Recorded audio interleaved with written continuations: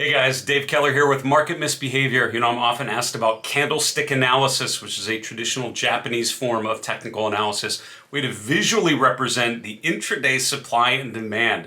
To translate that, it's basically a great way to get a read on the short-term sentiment of the markets. Today we're going to talk about one particular candle pattern called the Doji Candle.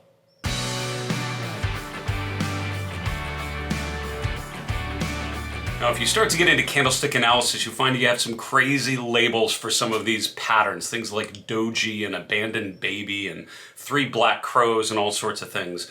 I've often thought a lot less about the naming of these particular patterns. They're really more of a language to allow you to talk to other chart people and have a similar sense of what's going on with a particular stock. But at the end of the day, it's less about the name. It's about what the pattern actually tells you. Candle patterns tell you a lot about the underlying strength or weakness on a short-term basis on any particular stock or ETF or future, whatever you're looking at. Today we're going to talk about the Doji Candle, which represents indecision. I'll show you an example using Ford Motor Company, how it was a great read on some short-term turning points in the last month or so. Before we get to that, if you like this sort of thinking about technical analysis, behavioral finance, and market history, investor decision-making, all of that stuff, that's of interest, I hope you'll subscribe to my channel. Also give the video a like if you appreciate it. We'd very much appreciate that back. Let's get to the chart.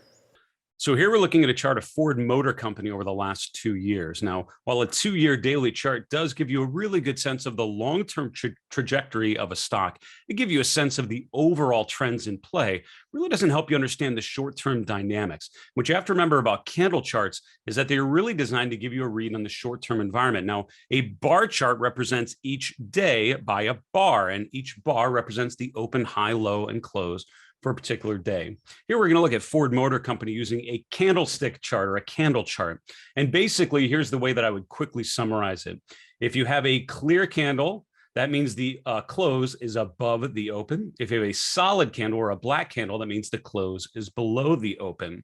Now, they both have vertical lines similar to a bar chart. It tells you the same thing, the intraday high and low for any particular session, but the body of the candle gives you the open and close. And by looking at the clear candles versus the solid candles, you get a sense of whether it was an up close or a down close. So you can just see visually when there are 3 straight days where you close higher than the open, it almost jumps off the page at you as that short-term positive sentiment has overwhelmed any potential selling pressure. Then we get to this candle here, and this is what's called a doji candle. So you have up days and you have down days. What about this kind of day where there's no body to the candle? Basically, the open and close are right at the same level. It's actually called a doji candle and basically represents indecision. We open at a certain point, we trade all around there, but by the close, we really haven't gone anywhere. We haven't made any further progress. So in this case, you had 3 straight days of closing higher, closing higher, closing higher. Then you reach this one day, you open, instead of closing even higher, we come back down, right? So that indicates an exhaustion of buying pressure or basically a drying up of the optimism that led this price to go higher. So it represents indecision, which usually means an exhaustion point. You can see here, we sort of tread water for about a week before rolling over. And that was a pretty decent place to, sell out of a long position or go short. Then when the trend goes lower, you have all these different kinds of candles. Then you have this one, which is another doji candle. Look how similar these two look. You have the open and close right at the same level. Then you have the high and the low, the range sort of above and below that. So in a downtrend, it still represents indecision, but it represents an exhaustion of sellers. That pressure that has been causing the price to go lower and lower has now alleviated because buyers are coming in during the day and we're no longer going down, right? We're sort of getting back to that level. In a downtrend, a doji candle would be a short-term buy signal and indicate that the downward trend is exhausted. You're most likely to get a bounce. Now, what you have to remember is candle charts really ideally are only telling about the next 2 to 3 bars or candles. They're not long-term signals, but it can be really helpful to look at a short-term candle chart like this and relate it to the long-term charts. You have a key candle pattern at a 50-day moving average or at an established level of price support or resistance that can give a little more meaning to the signal. Special bonus candle pattern, just because I see it on the chart just before I'm wrapping. What's interesting about the chart of Ford is you bounced here in early June, a couple points. And then we rotate it back lower, and you have this guy right here, which is called a hammer candle. Think of it as something hammering out a bottom.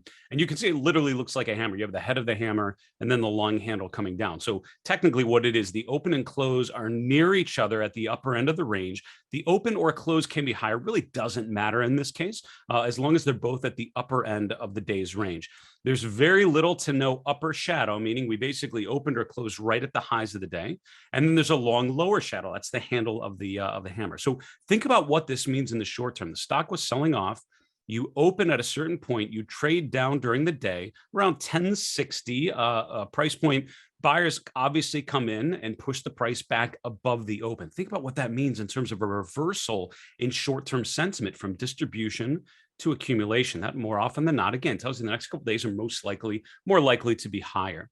So those are two key candles that jump out of the page of Ford. If I was a short-term trader, I would be using candle charts all the time because they tell you so much about the intraday dynamics, the interplay of supply and demand. As a long-term investor, I find them interesting, and I look at them when I'm trying to get a tactical read on the stock. But for me, it's more about, for my process, it's more about how the candle patterns relate to the longer-term trend. So here we have two doji candles, and then a great example of a hammer candle there in early July.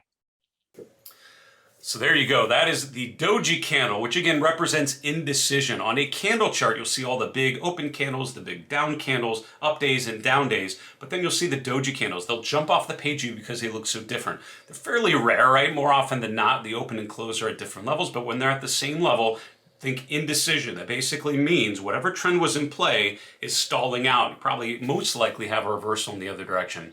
We also talk about a hammer candle, which only would appear in a downtrend. If you have a stock going lower, an ETF going lower, you have that hammer, which is the open and close near the top of the range and a long lower shadow. That usually indicates a short-term bounce to the upside.